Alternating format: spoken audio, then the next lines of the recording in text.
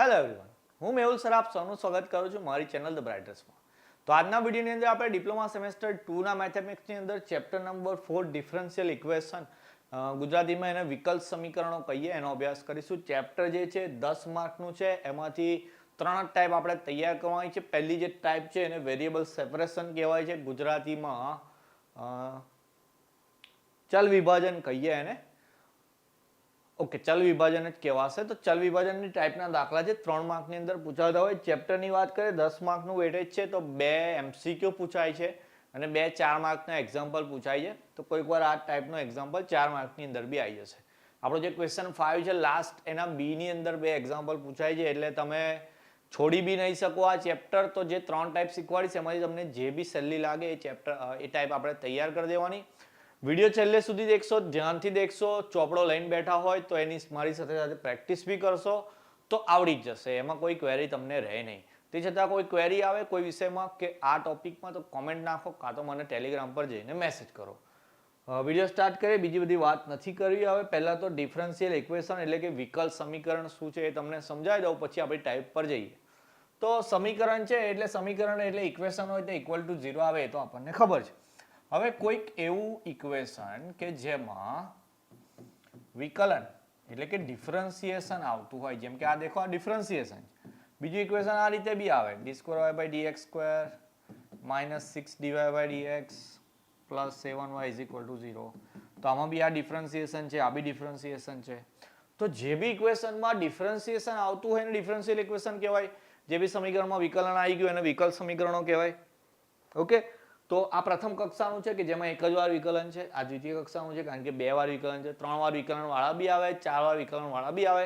પણ આપણા ભણવાની અંદર પહેલી કક્ષાના જે વિકલ સમીકરણો છે એ જ છે. હવે પહેલી જે આપણી છે separation of variable, separation of variable એટલે કે ચલ વિભાજનની રીત છે. એના એક્ઝામ્પલ કઈ રીતે આવશે? તો પહેલા સૂચના મારી હશે આવી રીતે કે solve the following differential equation, એટલે કે નીચે આપેલા વિકલ સમીકરણોનો ઉકેલ શોધો અથવા તો એને ઉકેલો. એક ક્વેશ્ચન આપે છે x dy + y dx = 0. આ ઇક્વેશન છે આપણું. તો અહીંયા પહેલા લખવું આ રીતે કે અહીં હિયર શું આપેલું છે આપણને? x dy + y dx = 0. હવે સેપરેશન ઓફ વેરિયેબલ નામમાં જરા દેખો, સેપરેશન એટલે છૂટા પાડવાનું, વેરિયેબલ એટલે કે ચલ. તો x ને y ને છૂટા પાડવાના. તો શું કરવાનું હવે આપણે? દેખો જરા, x dy પેલી બાજુ અને પેલી બાજુ લઈ જાવ તો -y dx. હવે છૂટા તો પાડી દીધા, પણ દેખો અહીંયા y છે તો dx છે, અહીંયા x છે તો dy છે. તો શું કરવાનું? x વાળા એક બાજુ લઈ લેવાના અને y વાળા એક બાજુ લઈ લેવાના. પણ શરત એક જ, dx ને dy નીચે ના આવવા જોઈએ, કારણ કે આપણે ઇન્ટિગ્રેશન શીખી ગયા તો ઇન્ટિગ્રેશનમાં dx હંમેશા ઉપર આવતું હતું, નીચે નહોતું આવતું. તો dx ને dy છે એ નીચે ના જવું જોઈએ, એને ઉપર રાખવાનું. તો દેખો જરા, આ dx અહીંયા ઉપર છે તો પછી આ x ઉપર છે એને નીચે લઈ જાય તો આવું થઈ જશે. અહીંયા આ dy ઉપર છે તો આ -y ને નીચે લઈ આવો આ રીતે. તો આપણે આ સેપરેશન કરી દીધું વેરિયેબલનું. હવે એનો ઉકેલ શોધવાનો છે, સોલ્યુશન લાવવાનું છે. એનો મતલબ કે અહીંયા જે વિકલન છે dx dy એને હટાવવાનું છે. તો આપણે સિમ્પલ કરીએ, બંને બાજુ ઇન્ટિગ્રેશન લઈ લઈએ. Taking integration on both side એટલે બંને બાજુ સંકલન લેતા. ચલો હવે સંકલન લઈએ એટલે આવું થઈ જાય. આ માઇનસ ને બહાર લખી દઉં તો -1/y dy = 1/x dx. ચલો, -1/y તો 1/x નું log x થતું હતું, તો 1/y નું શું થઈ જશે? log y. પેલી બાજુ 1/x એનું થઈ જશે log x. કોઈ કોન્સ્ટન્ટ લઈએ કારણ કે ઇન્ટિગ્રેશન હટી ગયું છે, તો તમે +c લખીને આન્સર તમે આને બી લખી શકો છો. પણ થોડુંક સિમ્પ્લિફાય કરવું હોય, થોડું સાદુરૂપ આપવું હોય તો કેવું કરવાનું? અહીંયાથી કે -log y તો આવી ગયું, પેલી બાજુ log x બી આવી ગયું, તો હું કોન્સ્ટન્ટ તરીકે log c લઉં છું. શું લઉં છું? કોન્સ્ટન્ટ તરીકે log c. કેમ લઉં છું એની વાત કરીએ. ઓકે, ચલો એ બાજુ બી નહીં લેતો, મેં આ બાજુ લઉં છું. ફરી લખું એકવાર, દેખો જરા. -log y એની સાથે મેં કોન્સ્ટન્ટ લગાવું છું log c અને પેલી બાજુ લખું છું log x. ચલો, -log y પેલી બાજુ જાય, +log y થઈ જાય તો એવું થઈ જશે log x + log c. નિયમ આપણને ખબર છે કે બે log વચ્ચે પ્લસ હોય તો એક જ log થઈ જાય, બે વચ્ચે ગુણાકાર લાગે. અહીંયા log c છે, બંને બાજુ log હટાવી દઈએ તો આન્સર આવે xy = c. બુકની અંદર બી આ રીતે જ આન્સર આપેલો હશે. 4 માર્કમાં પૂછાય તો તમે આટલું સિમ્પ્લિફિકેશન બી આપી શકો છો. કોઈને એવો સવાલ થાય કે મેં log x સાથે log c લઉં તો પછી તમારો આન્સર આવો આવશે. દેખો જરા. ઓકે, જો કેવું થશે, બધા કેસ બતાવી દઉં તમને. તમે પેલી બાજુ log લેશો તો 2 log વચ્ચે પ્લસ છે, lec c થઈ જશે. અહીંયાથી માઇનસ મેં ઉઠાવીને ઉપર આપી દઉં તો 1/y is equal two xc, આવો આન્સર બી આવે. તો આઈધર તમે 3 માંથી કોઈ પણ આન્સર લખી શકો. એકદમ સિમ્પલેસ્ટ ફોર્મ છે તો આ છે. પૂરેપૂરા માર્ક તમને આના બી આપશે. કોઈક ટીચર જો પેપર ચેક કરવા વાળો સારો ના હોય તો તમારો આનો અડધો માર્ક કાપી શકે છે. બાકી આના બી પૂરા માર્ક મળશે, પણ જો આટલું કરશો તો સારી ઇમ્પ્રેશન પડશે. સિમ્પલ હતું. એક્સ ને વાય વાળા અલગ કરીને બંને બાજુ ઇન્ટિગ્રેશન કરવાનું હતું. બીજો એક એક્ઝામ્પલ જોઈએ, વધારે ક્લિયર કરીએ. દેખો આ રીતે આપેલું છે તો પહેલા લખું કે અહીં x into 1 plus y square dx minus y into 1 plus x square dy is equal to 0. ચલો માઇનસ વાળો પેલી બાજુ લઈ જાઉં તો x into 1 plus y square dx is equal to y into 1 plus x square dy. ચલો આ dy છે, આ dx છે, એનો મતલબ x વાળા આ બાજુ લઈ આવવાના. તો દેખો આ x dx એવું ને એવું, આ 1 plus x square ને નીચે લઈ આવીએ તો પેલી બાજુ y dy એવું ને એવું, અને આ જે 1 plus y square છે એ નીચે લઈ આવો. પછી લઈ લો બંને બાજુ ઇન્ટિગ્રેશન, એટલે બંને બાજુ સંકલન લઈ લેવાનું. તો ઇન્ટિગ્રેશનમાં x upon 1 plus x square dx, પેલી બાજુ ઇન્ટિગ્રેશનમાં y upon 1 plus y square dy. હવે આનું ઇન્ટિગ્રેશન કેવી રીતે કરવાનું? હવે ઇન્ટિગ્રેશન ચેપ્ટર આપણે આખું શીખી ગયા. 7 ટાઈપ તમને શીખવાડી દીધી. ફોર્મ્યુલા બધી તૈયાર હશે તો જ આવડશે. એક ફોર્મ્યુલા એવી હતી કે જો છેદનું વિકલન અંશમાં હોય, ઓકે, ડિફરન્સિએશન ઓફ ડિનોમિનેટર એ ન્યુમેરેટરમાં હોય તો એની ફોર્મ્યુલા હતી log mod denominator, log mod denominator ગુજરાતીમાં આપણે log mod છેદ કહીએ. તો અહીંયા દેખો 1 plus x square જેમાં 1 નું વિકલન તો 0 થઈ જાય, x square નું વિકલન 2x થાય. સેમ વસ્તુ છે y square નું વિકલન 2y થાય. તો પછી મારે અહીંયા 2x કરવું હોય તો જો હું બંને બાજુ 2 વડે ગુણી નાખું. ખરેખર આમ બે ઉડી જ જવાના ને, તો આપણે બંને બાજુ 2 વડે ગુણી નાખ્યા. અને કેમ ગુણ્યા આપણે? તો કે મારે છેદનું વિકલન અંશમાં લાવવું હતું. તો બંને બાજુ છેદનું વિકલન અંશમાં થઈ ગયું તો પછી આનું ઇન્ટિગ્રેશન થઈ ગયું log mod 1 plus x square, આનું થઈ ગયું log mod 1 plus y square.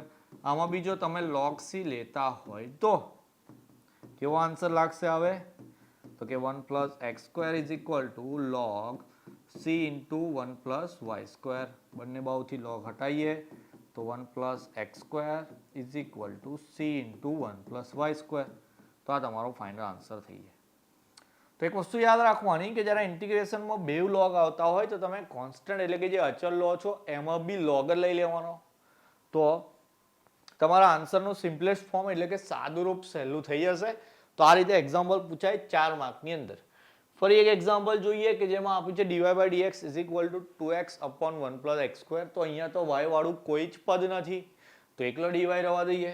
ચલો વચ્ચે લખું છું, દેખો કે અહીં એવું આપેલું છે dy by dx is equal to 2x upon 1 plus x square. જો dx નીચે ના આવવો જોઈએ મેં એવું કીધું તો dy રહેવા દો, અહીંયા આ પદ બી એની જ જગ્યાએ રહેવા દો, આ dx ને ઉપર આપી દઈએ. પછી બંને બાજુ ઇન્ટિગ્રેશન લઈ લઉં, લખવાનું બંને બાજુ સંકલન લેતા.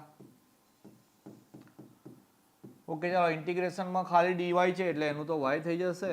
અહીંયા છેદનું વિકલન અંશમાં આપેલું છે તો log of mod 1 plus x square ને કોન્સ્ટન્ટમાં લગાવી દો c. તો એનો આન્સર આવી ગયો. દેખો જો અહીંયા y logમાં નથી એટલે મેં કોન્સ્ટન્ટ બી ડાયરેક્ટ ખાલી c લઈ લીધો તો ઇઝી થઈ ગયો. એક્ઝામ્પલ પૂછાયેલા છે, એક્ઝામ્પલ જે બી અહીંયા એડ કરેલા છે બધા જીટીયુના પેપરમાં અત્યાર સુધીની એક્ઝામમાં પૂછેલા છે એવા જ છે એટલે ઇમ્પોર્ટન્ટ છે. દાખલા જરા અહીંયા દેખીને ગણી નાખજો. બીજા હું તમને હોમવર્કમાં આપીશ એ બી તમારે કરવાના. ચલો એના ભાઈ ચોથો છે tan y dx plus tan x x square y dy. કઈ નહીં, ચલો આમાં બી ગોઠવવાનું જ છે પહેલા. તો પહેલા લખી દઉં કે અહીં tan y dx plus tan x x square y dy is equal to 0 છે. તો પહેલા આને પેલી બાજુ આપી દઉં તો એવું લખીશું tan y dx is equal to minus tan x square y dy. ચલો ગોઠવવું છે, dx ઉપર છે અહીંયા તો પછી આ tan x ને નીચે લઈ આવું, માઇનસ સાથે લઈ આવું. તો ચલો minus 1 upon tan x dx is equal to પેલી બાજુ ઉપર છે sec square y, અહીંયાથી tan y નીચે જશે અને જોડે લખવાનું dy. ભાઈ સેપરેશન ઓફ વેરિયેબલ છે એટલે પહેલું સ્ટેપ આપણું આવું જ આવશે કે x વાળાને y વાળાને અલગ કરી દેવાના. પછી બીજું સ્ટેપ આવે ઇન્ટિગ્રેશન લઈ લો તો 1/10x dx લખવાનું હોય. અહીંયા બંને બાજુ ઇન્ટિગ્રેશન લઈ રહ્યું. અહીંયા લખો sec²y નીચે 10y dy. અહીંયા તો દેખો આવી ગયું 10x નું વિકલન sec²x થાય એટલે અહીંયા છેદનું વિકલન અંશમાં છે જ એટલે અહીંયા ફોર્મ્યુલા લાગી જવાની.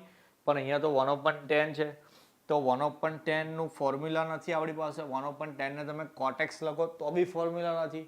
તો શું કરવાનું તો એને આપણે ફેરવી દઈએ. ખામાં ફેરવી દઈએ તો કે sin by cos ની અંદર. ચલો એક સ્ટેપ ઓછું કરી દઉં છું મેં. અહીંયા દેખો ઉપર જેવું સેમ જ લખ્યું છે તો અહીંયા લખી દઉં sin by cos 10 ની જગ્યાએ. હવે શું થાય તો કે છેદનો છેદ ઉપર જાય એટલે cos ઉપર અને sin નીચે. તો હવે સેટ થઈ ગયું. ઇન્ટિગ્રેશન બંને બાજુ એક સાથે જ કરવાનું. શું સેટ થઈ ગયું તો કે છેદનું વિકલન અંશમાં થઈ ગયું એટલે અહીંયા બી આન્સર આવે -log mod sin. અહીંયા બી આન્સર આવશે log mod 10. તો પછી બંને log છે તો c ને બી લઈ લઈએ logમાં. ઓકે ચલો હવે અહીંયા આગળ જો જ્યારે બી આવું એક પદ માઇનસમાં આવતું હોય ને તો log c એ બાજુ લઈ લેવાનું. એટલે મેં એને અહીંયા લઈ લઈશ log c. શું થશે એનાથી તો આ માઇનસ log પેલી બાજુ જશે એટલે આ બાજુ log c રહેવા દઈએ અને પેલી બાજુ લખીએ log 10y plus log sin x. કારણ કે બાજુ ગયું એટલે પ્લસ થઈ ગયું. બે log વચ્ચે પ્લસ છે મલ્ટીપ્લાય કરી દઈએ તો એવું થશે કે log c is equal two log પછી એક જ મોડ કરીએ એમાં લખી દઈએ sin x ને 10y. પછી બંને બાજુથી log હટાવી દઈએ તો આન્સર આવે sin x into 10y is equal to c. Okay simple ઇન્ટિગ્રેશનની આ જે ફોર્મ્યુલા છે બેઝિક તે યાદ હોવી જરૂરી છે તો જ આવડશે. ડિફરન્શિયલ ઇક્વેશન ચોથા નંબરનું ચેપ્ટર છે તો ત્રીજું પહેલું સંકલન પાક્કું હોવું જોઈએ. એની પહેલા બીજા નંબરનું ચેપ્ટર આપણું ડિફરન્શિએશન વિકલન બી પાક્કું હોવું જોઈએ. તો જ તો ખબર પડશે કે sin નું વિકલન cos અને tan નું sec²x છે. તો પહેલા વિકલનની ફોર્મ્યુલા હોવી જોઈએ યાદ. એની સાથે સાથે સંકલનની એટલે કે ઇન્ટિગ્રેશનની બી ફોર્મ્યુલા યાદ હોવી જોઈએ. ફોર્મ્યુલા યાદ હોય તો જ આ ચેપ્ટર આવે એવા છે. ચલો એના પછી ઓકે 3 દાખલા છે હોમવર્કમાં કરવાના. 7 દાખલા કરવાના. ટાઈપ નંબર 1 માંથી પહેલો example x cos²y is equal to y cos²x dy. Same x વાળા અલગ કરો y વાળા અલગ. શરત એક જ યાદ રાખવાની dx dy ને ઉપર રાખવાના હંમેશા. પછી ઇન્ટિગ્રેશન લઈ લેવાનું જે ફોર્મ્યુલા લાગતી હોય એ રીતે. આ તો એકદમ ઈઝી દાખલો છે. પહેલો કરાયો તો એ રીતે છે ખાલી x ને y જ આપેલું છે અને ત્રીજા દાખલામાં 1 + x² dx અને 1 + y² dy બંને ગોઠવેલું જ છે. ઓકે ભૂલ થઈ ગઈ છે લખવામાં જરા. અહીંયા dy આવશે અહીંયા dx આવશે. બાકી તો આ તો દાખલો જ પૂરો થઈ જાય. અહીંયા dy ને અહીંયા dx. ક્લિયર. અહીંયા બી આને પહેલા ગોઠવી દેવાના. x વાળા અલગ ને y વાળા અલગ. પછી બંને બાજુ ઇન્ટિગ્રેશન કરવાનું. ફોર્મ્યુલા લગાવવાની ઇન્ટિગ્રેશનની તો દાખલો તમારો સોલ્વ થઈ જશે. જે દાખલા હોમવર્કમાં આવ્યા છે એના ફોટા પાડીને ટેલિગ્રામ પર મોકલી આપવાના. કોમેન્ટમાં તો તમે આન્સર લખી નહીં શકો. ટ્રાય કરજો આન્સર લખાઈ દો કોમેન્ટમાં. આઈધર જે બી ગણેલું હોય એના ફોટા પાડીને ટેલિગ્રામ પર મૂકવાના. હું તમને ચેક કરીને કહી દઈશ. કોઈ જગ્યાએ ભૂલ હશે તો હું તમને સુધારી આપીશ. હું અહીંયા છું તમારી હેલ્પ કરવા માટે. તો તમારે બી એ જ હેલ્પ કરવાની છે કે તમે કોઈ બીજા સ્ટુડન્ટને આ વિડીયો શેર કરો તો એનું બી મેથ્સ પાક્કું થાય. એના બી સારા માર્ક્સ આવે તો મારી જે મહેનત છે એ સફળ થઈ જશે. તો નેક્સ્ટ વિડીયોમાં મળીશું હવે ટાઈપ નંબર 2 સાથે. સાથે આ પાક્કું કરી દેવાનું. તમારું ધ્યાન રાખવાનું. જય હિન્દ જય ભારત.